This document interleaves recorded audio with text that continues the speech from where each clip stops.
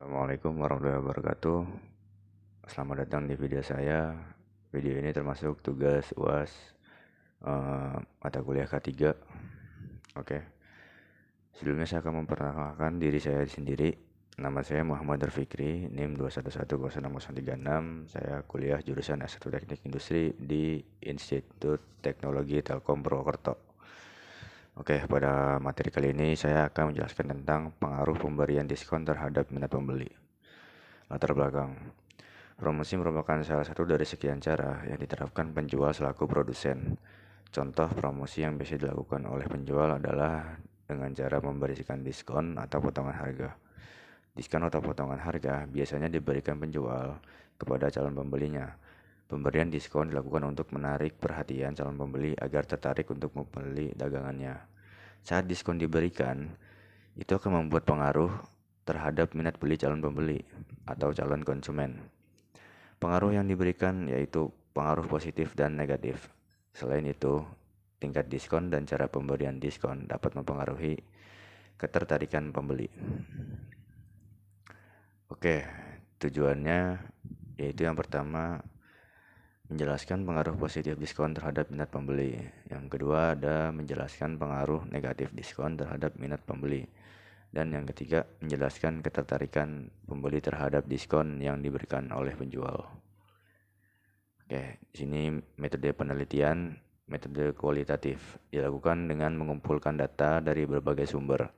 Teknik pengumpulan data yang digunakan adalah studi pustaka dan pengumpulan data menggunakan survei. Hasil dan pembahasan. Oke, sebanyak 45,5% mahasiswa sangat tertarik terhadap diskon yang diberikan penjual pada dagangan yang diminatinya, dan sisanya 54,5% menjawab tertarik. Bisa dilihat pada gambar di samping ya. Oke, selanjutnya di sini apakah tingkat diskon mempengaruhi minat belimu? Di sini tingkat diskon mempengaruhi 72,7% minat beli mahasiswa dan 27,3% minat beli mahasiswa tidak terpengaruh oleh adanya tingkat diskon. Oke, next di sini apakah kamu akan tertarik jika suatu barang yang tidak kamu minati memiliki diskon, namun tingkat diskon yang diberikan sangat kecil? Di sini membuktikan mahasiswa tidak tertarik pada suatu barang yang memiliki tingkat diskon terendah. Oke, selanjutnya apakah saat diskon diberikan sangat besar, kamu akan tertarik terhadap hal yang ditawarkan? Di sini membuktikan bahwa sebanyak 81,8% mahasiswa juga tertarik terhadap sesuatu hal yang ditawarkan jika diberikan tingkat diskon yang lebih besar, dan sisanya 18,8% tidak tertarik. Oke, lanjut di sini ada laporan sebanyak 72,7% mahasiswa tertarik untuk membeli barang diskon yang sebelumnya tidak ingin mereka beli. Dan sebanyak 36,4% mahasiswa menjadi tertarik untuk membeli barang yang tidak dibutuhkan jika barang tersebut diberi diskon. Ini bisa dilihat gambar 1 dan gambar 2 ya, ada di atas. Oke, selanjutnya ada apakah kamu tertarik terhadap diskon yang diberikan penjual terhadap suatu dagangan yang awalnya tidak kamu minati? Sebanyak 54,5% mahasiswa kurang tertarik terhadap diskon yang diberikan pada dagangan yang awalnya tidak diminati, dan sisanya kurang tertarik. Oke, selanjutnya di sini ada beberapa barang-barang yang membuat mahasiswa tertarik ya jika diberikan diskon. Ada sepatu, ada pakaian, ada alat tulis, dan kosmetik. Oke, selanjutnya jenis diskon yang membuat mahasiswa tertarik adalah diskon 50% atau yang serupa yaitu buy one get one. Nah, di sini tingkat diskon itu sendiri merupakan hal yang sangat mempengaruhi minat beli calon pembeli gitu. Diskon memberikan pengaruh positif dan manfaat untuk mahasiswa saat mereka ingin membeli sesuatu yang diminati namun harga jual yang ditawarkan sangat mahal. Semua hal yang diminati atau dibutuhkan oleh calon pembeli memiliki daya tarik yang berbeda-beda. Hal ini yang menyebabkan diskon diberikan terhadap barang dagangan. Saat diskon diberikan, daya tarik atau minat calon pembeli akan meningkat ataupun menurun.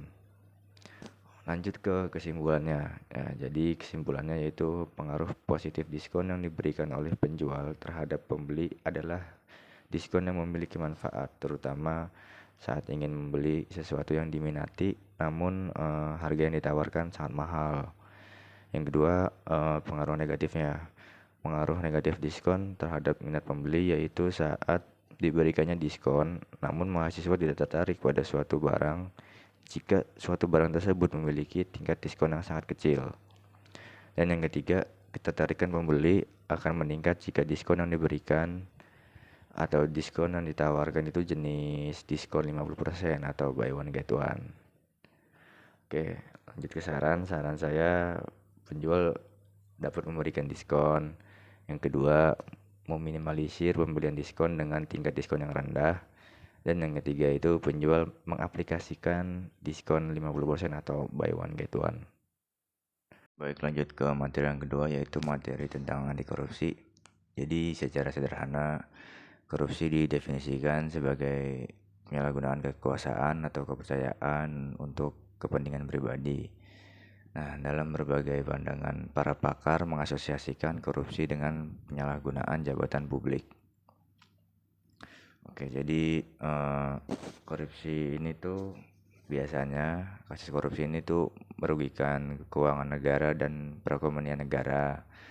Terus ada yang menghambat pembangunan nasional, pelanggaran THD, hak-hak sosial dan ekonomi masyarakat secara luas. Terus ya apa ya? Pokoknya korupsi itu menurut saya adalah suatu perbuatan untuk memperkaya diri sendiri atau orang lain atau suatu korporasi yang dapat merugikan keuangan negara atau perekonomian negara. Ya, jadi korupsi kurang lebih ya seperti itu. Jadi biasanya korupsi itu ditujukan dengan tujuan menguntungkan diri sendiri atau orang lain atau suatu korporasi menyalahgunakan kewenangan, kesempatan atau sarana yang ada padanya karena jabatan atau kedudukan yang dapat merugikan keuangan negara atau perekonomian negara. Oke, jadi pendapat saya di materi yang kedua ini bahwa tindakan yang dilakukan oleh para koruptor itu salah, jelas salah karena dia sudah zalim atau melakukan sesuatu yang tidak pada semestinya. Dan harus dihukum dengan sesuai hukum yang berlaku. Udah, itu aja. Sekian presentasi dari saya, kurang lebihnya mohon maaf. Billahi taufiq wal hidayah. Wassalamualaikum warahmatullahi wabarakatuh. Terima kasih.